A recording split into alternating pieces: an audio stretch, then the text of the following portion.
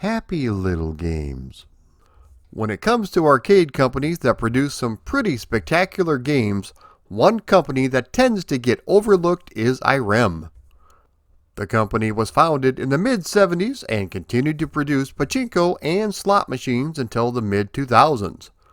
Now, any fan of my channel will know that I love beat-em-ups, and the more obscure the better, and as long as it's wild and wacky fun, I'm all in. One game that didn't get a whole lot of love back in the day, which I am happy to shine the pat signal on, is Undercover Cops. This utterly fantastic, over-the-top, two-player action presentation provided some absolutely bonkers gameplay with some pretty impressive graphics for all to see. How was this game censored here in the States? What major changes occurred between the US and Japanese release? Why do the graphics on this game look oh so familiar? So grab your undercover brother and let's get ready to fight, because this is the history of Undercover Cops. The company of Irem have produced a number of solid arcade hits that have also been extremely influential. One of the first arcade games I can recall being drawn to and had no idea it was an Irem game was 1981's Red Alert. This is a fixed shooter in which you control the turret at the bottom of the screen, moving back and forth, shooting enemies at the top. The cool thing for a prepubescent 9-year-old Pac-Man QC was the digitized voice in the game, as well as being able to travel to different parts of the world. I always wanted to play just one more game to see what other areas I could travel to. Another extremely influential arcade game was 1984's Kung Fu Master. You take control of Thomas using an 8-way joystick with a punch and a kick button as you make your way left and right, knocking down the various enemies in an attempt to save Sylvia. This was another classic game that invented a genre but also had nice tight controls and was a lot of fun to play. I could go on, but one more that has to be mentioned is the scrolling shooter R-Type. This game took inspiration from Aliens and the work of H.R. Geiger and combined it with some really innovative, fantastic gameplay. The game emphasizes balls-to-the-wall action as you blast your way through 8 levels with you having to deal with an end-of-level boss. This is a game that definitely deserves the Pac-Man QC treatment. When speaking of those wonderful arcade brawlers though, Irem isn't one that instantly springs to mind. They dabbled their toes into the genre with 1992's adaptation of the movie Hook, which I thought turned out rather well. The following year, they released an extremely innovative brawler that did not get anywhere near the attention it deserved, which was Ninja Baseball Batman. In mid-1991, Irem designer Meher had come up with an idea for a brand new game taking inspiration from another beloved arcade game, Final Fight. This would be Irem's first attempt at a modern beat-em-up, and Meher felt that this would be the perfect time to introduce his concept. For those of you retro gamers who have been living under a rock for the last 30 years, Final Fight is a simultaneous 2-player brawler in which you have to rescue Jessica, who just so happens to be the mayor's daughter. The game was widely praised upon its release, spawning a number of sequels and appearances in other media. Meher wanted to replicate the success of Final Fight, but put his own unique spin on the title. Artist Akio Oyabu was enlisted to provide his unique style to the game. He had previously worked as an uncredited character designer on the arcade game R-Type. His distinct style would also be more prevalent in upcoming games, but more on those in just a moment. As far as the actual gameplay goes, Meher wanted to take the concept of Final Fight and amp it up, providing large, detailed sprites as well as a number of huge weapons to aid you in your battle. It wasn't just Final Fight that inspired this title, but also, surprise surprise, some of Hollywood's biggest movies as well. There are definitely influences taken from the Terminator franchise as well as the anime Akira, among others. The game would also support simultaneous 3-player action, which at the time of this game's release, beat-em-ups were still extremely popular. The character design is both unique and just a little bit wacky, which is something you would see more of in their next game, Ninja Baseball Batman. The art style is very reminiscent of 1996's Metal Slug, which makes perfect sense, as 9 members of Irem would go on to form their own company, Nazca. Of the 3 playable characters in this game, Mihir wanted to create a wide diverse cast with a certain fondness for one in particular. These included your typical karate master by the name of Zan Takahara, or Claude here in the States. There was also a football player by the name of Matt Gables, otherwise known as Bubba, and a tough female blonde vigilante by the name of Rosa Filmond, or aka Flame. While all of the characters were carefully crafted, it seems as if Rosa was given the most attention. According to Mihir, the idea for Rosa came because we wanted to make a girl character. Naturally then, I pushed for a sailor suit design, but that was shot down by those around me. Other developers who worked on the game wanted her hair to be flowing and her chest to heave up and down when she walked. Mihir also wanted her clothes to burst apart when she unleashed her special move, but that idea was shot down. Speaking of Rosa, most people remember one of her attacks in particular, which would be the Banpu. This is actually her jumping butt attack, which honestly seems a bit strange. This idea came from something Mihir and his colleagues at Irem would do in real life. The character of Rosa is not based on any model, although she does resemble certain characters Mihir would draw in his manga comics. Characters have been eating food as power-ups in video games for a number of years, including such things as giant turkeys and steamed hams.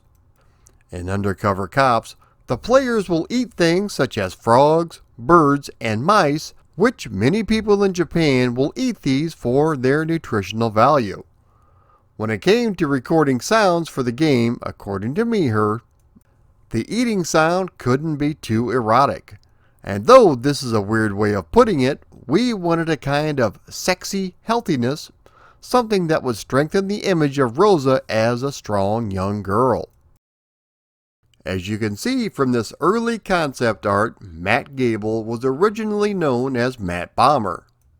Even in this early state though, Rosa still has her butt attack. Her hair flip is also prevalent.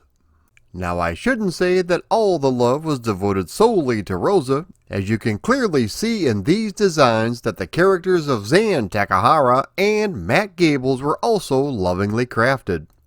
Looking at the initial sketches for everyone from Rosa all the way to the various baddies in the game, you will see that there was a lot of attention to detail to make sure each and every one of them stood out. As you can see, some of the bosses stayed pretty much the same while others were changed drastically. Here you can see early designs for Zan Takahashi sans beard, whereas Bubba stayed pretty much the same. Rosa went through a number of different outfits including hairstyles and color. Long before the Marvel shared cinematic universe was a thing, Irem was doing exactly this. The enemy organization known as DAS first appeared in the Irem game Air Duel and was used numerous times in subsequent games such as Gun Force and In the Hunt. Mihir has stated that this was done intentionally in an attempt to add depth to the worlds of Irem's games. One relatively well-known element is that Zan Takahara and Jin Takahara, the second player captain of In the Hunt, are also brothers. There are 3 different versions of Undercover Cops released all across the globe, with the first one being released in Japan in 1992. A world revision was released sometime afterwards, which saw a number of differences. For some reason, it is missing certain moves, including the run and jump attack, the wake up attack, and certain grab moves. Also, for some reason, the music is different, being a bit more mundane, as you can clearly hear the difference.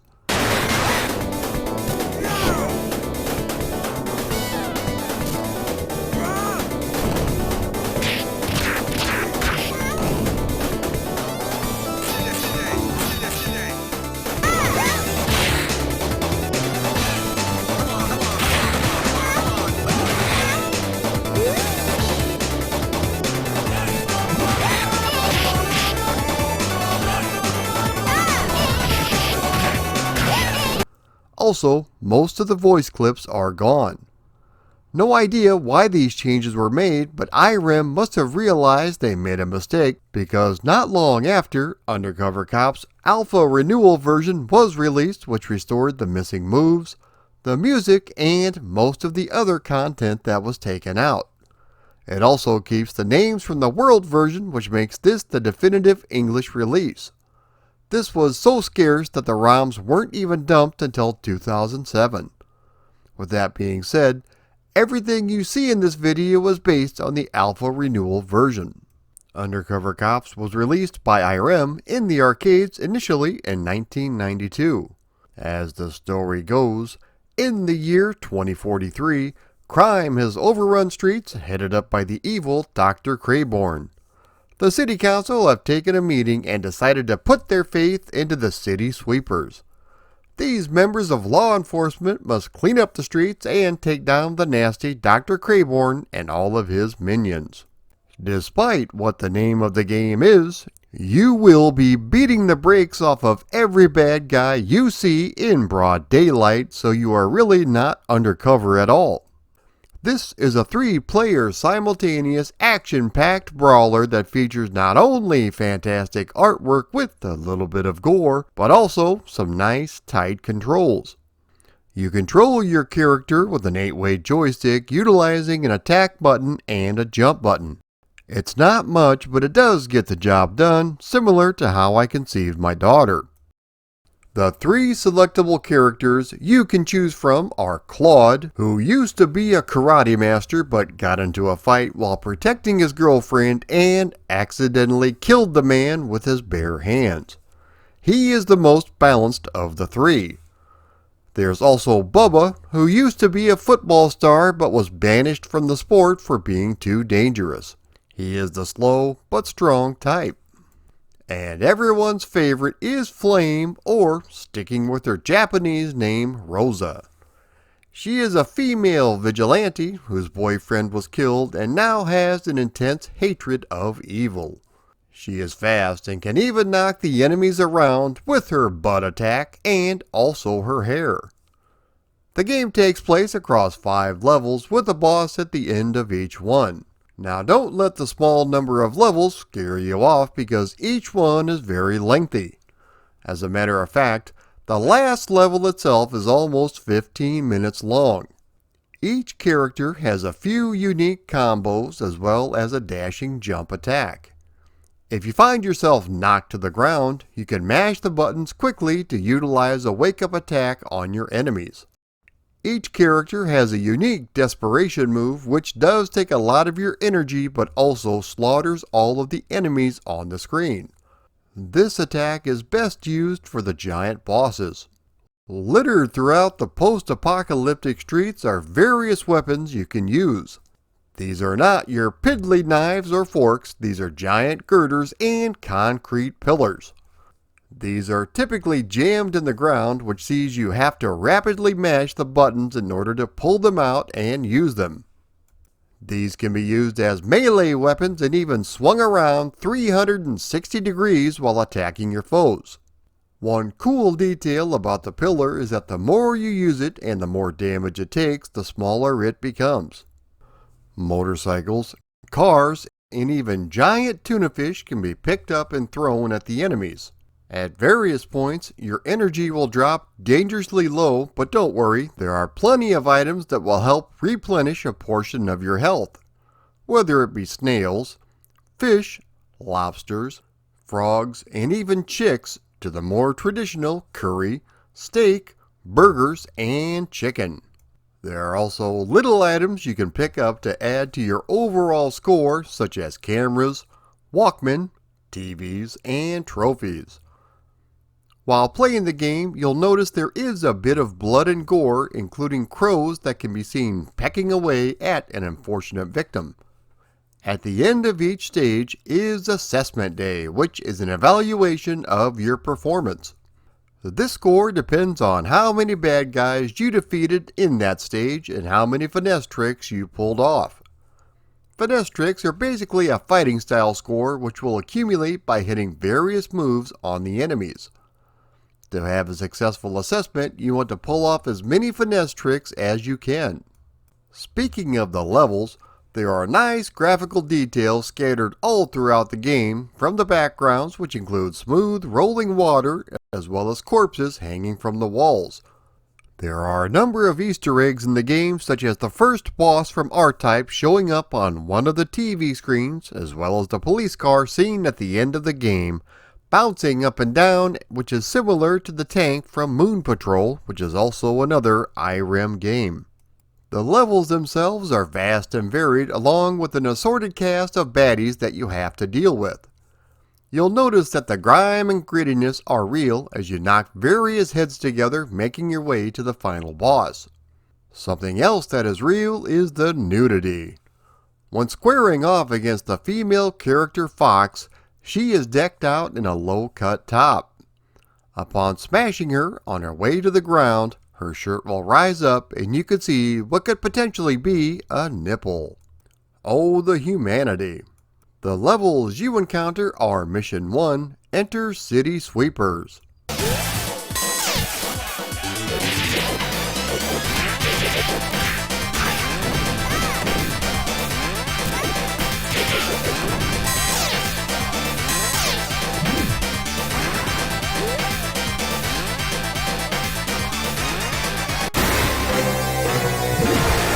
Mission 2, Goddess Hungry for Blood.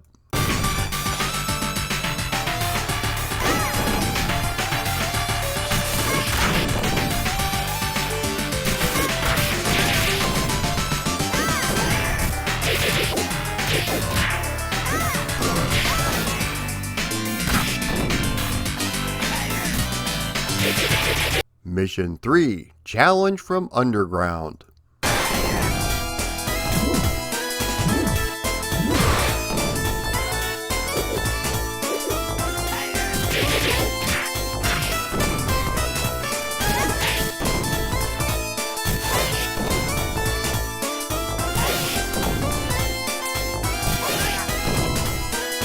Mission 4, Smash Evil Factory.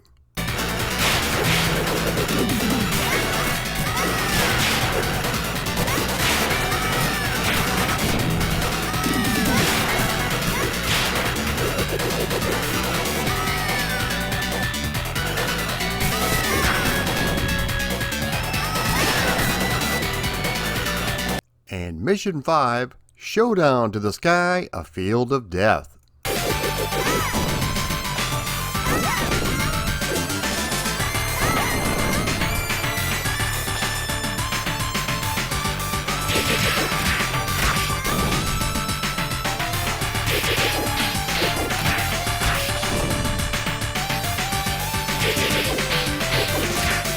The bosses you encounter are Q-Ball, which is a Terminator-like cyborg who is trying to crush you in a garbage compactor. If you time it just right, you can crush him instead. This is a clear nod to the first Terminator movie.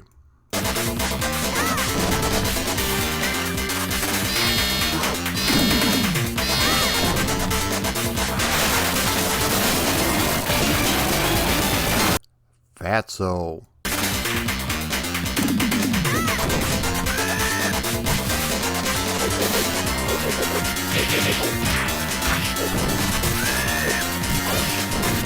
Gun Puncher, but pay special attention to his rectal area because after he is defeated, he expels a bit of noxious gas.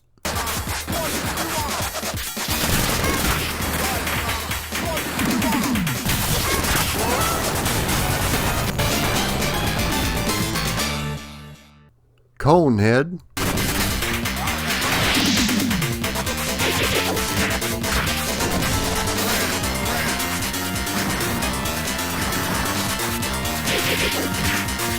And the final boss of the game, Dr. Crayborn.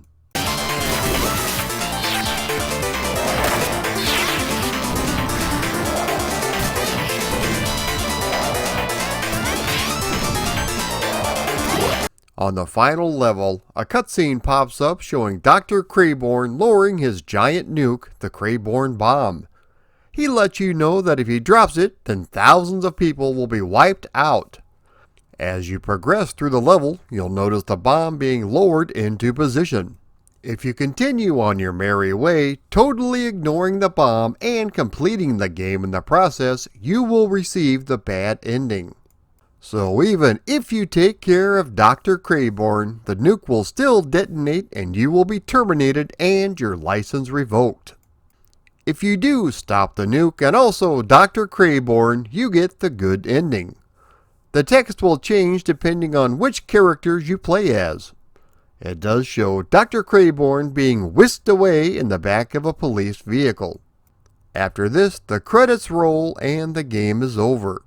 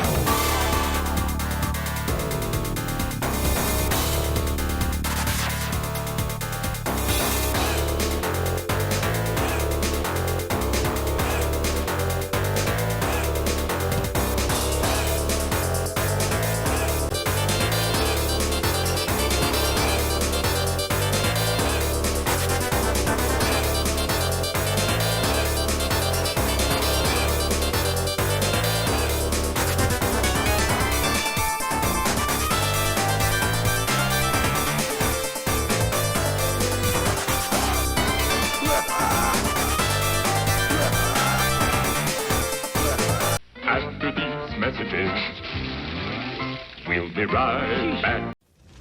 ゲームセンターで人気沸騰。アンダーカバーコップス。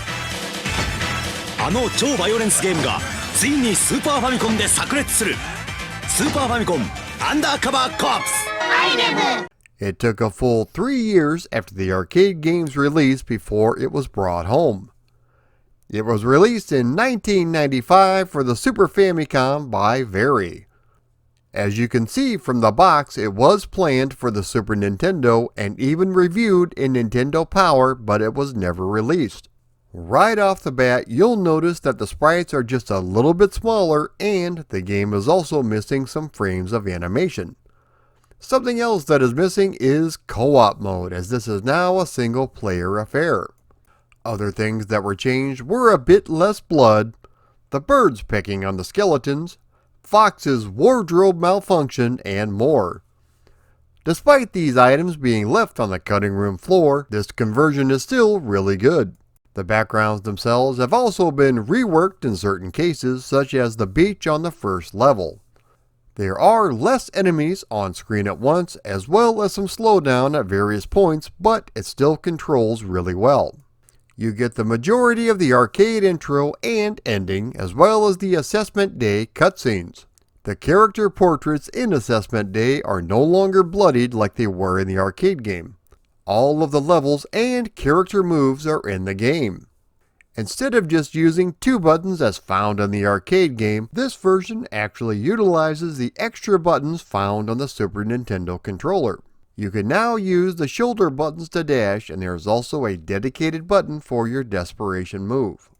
The little Super Nintendo audio chip beats its chest, pumping out a fantastic rendition of the arcade tunes. Most of the voices have also been included as well. The City Sweepers might just be a little bit cannibalistic. When fighting Conehead or Balbarach in the Super Nintendo version, once you defeat him, you can kick his head off and eat his skull for a little bit of extra HP and bonus points. You have to eat it 1 second before the screen fades to black, otherwise it kills you if you eat it too early. You can adjust the skill setting, but if you play on easy mode, the game is over after the 3rd level.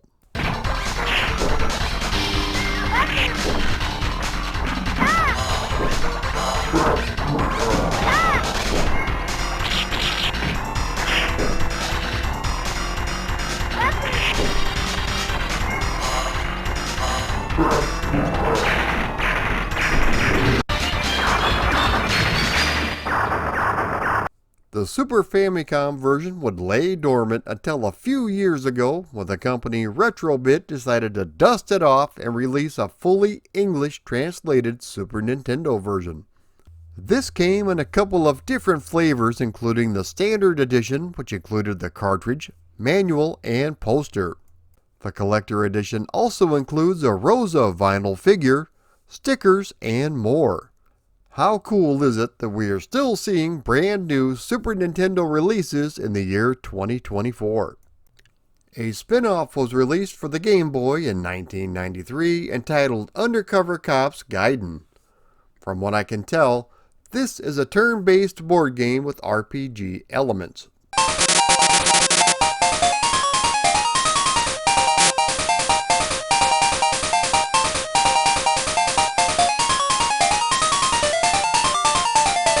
The arcade game was a pretty big hit for the company of Irem, so much so that it even spawned its own manga. On December 16, 1992, the full arcade soundtrack was released by Victor.